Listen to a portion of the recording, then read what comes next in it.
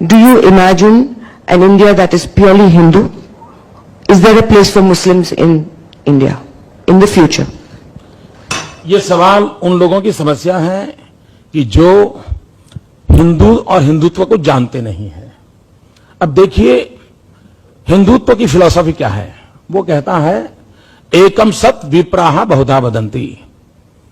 सत्य एक है, उसको जानने जताने के रास्ते अलग अलग हो सकते हैं। दुनिया में अकेला हिंदू ऐसा कहता है कि गॉड इज वन। कभी हिंदू ये नहीं कहता है मुसलमान का भगवान, ईसाई का भगवान, सिख का भगवान, ये नहीं कहता। वो कहता है गॉड इज वन, और वो कहता है भक्त वैसा भगवान।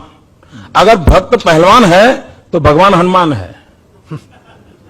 जहां पर यह फिलोसफी पनपी हो, वहां पर यह सवाल उठने का कारण यह है कि उस हिंदुत्व को हम समझे नहीं है। दुनिया में कोई ऐसी घटना नहीं है। आप देखिए, इजराइल का एक ऑफिशियल बुक है, इजराइल का ऑफिशियल बुक है। उसने यह कहा है कि कोई यह ना समझे कि हमें सिर्फ जर्मनी में हम पर अत्याचार हुए थे।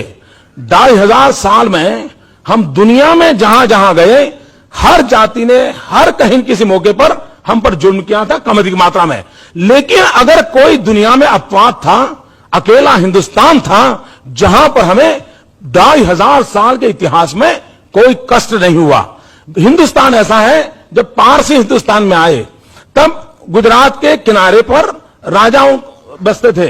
वो जब आए और उन्होंने एक रिक्वेस्ट किया कि हम आए हैं, लेकिन हमारा रिलीजियस बिलीफ ये है कि जब जो हम अग्नि लाए हैं, उस अग्नि को जब हम रखेंगे तो उसकी 50 किलोमीटर की रेंज में नॉन ईरानी कोई आना नहीं चाहिए। यानी राजा हिंदू, व्यवस्था हिंदू, और उन्होंने मांग एंटी हिंदू की। और यह देश ऐसा है कि यहां के हिंदू ने कहा था कि आप चिंता मत कीजिए, मैं व्यवस्था करता हूं कि वहां कोई प्रवेश नहीं करेगा और आपकी मान्यताओं का आदर करेगा। और मैं आपको बताता हूं विश्वास के साथ, आज जो दुनिया टेररिज्म के कारण संकट में आई है, उसका और उसमें जो इमोशनल ब्लैकमेलिंग हो रहा है, मैं नहीं कहता उसमें इमोशनल सपोर्ट है कि नहीं, लेकिन जो इमोशनल ब्लैकमेलिंग हो रहा है और उसमें रिलीजन का काफी उपयोग हो रहा है, और उसका मूल कारण है होलियर देन दाउ। तेरे संप्रदाय से मेरा संप्रदाय ऊंचा है, ये जब भाव जगता है तब कॉन्फ्लिक्ट पैदा होता है, और वो कॉन्फ्लिक्ट आतंकवाद तक की सीमाओं चला जाता है।